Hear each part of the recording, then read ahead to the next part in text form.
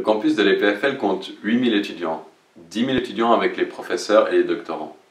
Celui de l'Université de Lausanne compte près de 13 000 personnes.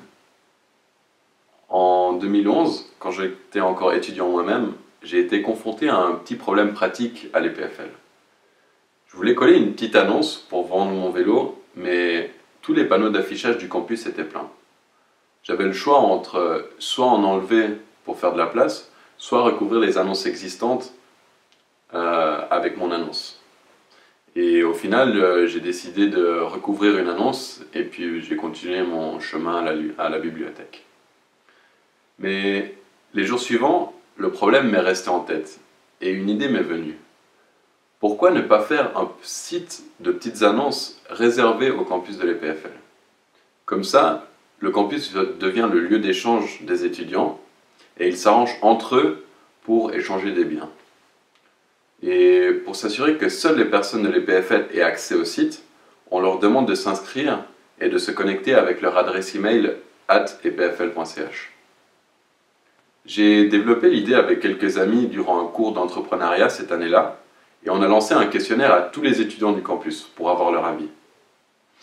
Sur les 442 réponses, on a eu 427 avis favorables, avec des commentaires comme « Merci pour l'initiative »,« Je suis à 200% pour ce type de site » ou « Allez-y, foncez, c'est une super idée ».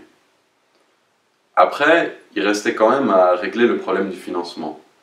Mais quand on y pense, les grandes entreprises de conseil, d'ingénierie ou de finance, elles sont super intéressées à atteindre les étudiants et à accroître leur visibilité sur le campus.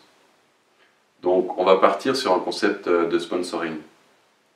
Et puis, après quelques cafés et séances de brainstorming avec des amis, on s'est dit, pourquoi se limiter en fait au campus de l'EPFL?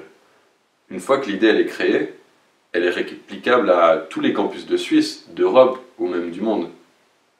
Et aussi, pourquoi ne pas parler des événements du campus et de les considérer comme une petite annonce comme une autre que les étudiants posteraient eux-mêmes sur le site.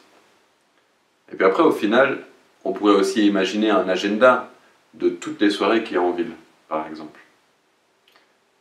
C'est de là qu'est venue notre idée de start-up, et pour que le nom reste en tête, on l'a appelé chillingmonkey.com.